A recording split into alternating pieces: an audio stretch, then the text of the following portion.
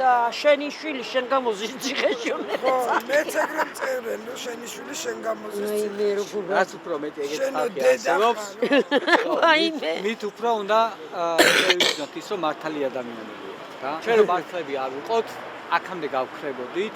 ძალიან დიდი მადლობა ამ ბრძოლისთვის და მე მწამს ზუსტად აი ამისი, ანუ თარიღები შეიძლება იამელი თაური მოვიდა. აიმე, მაგახსენე.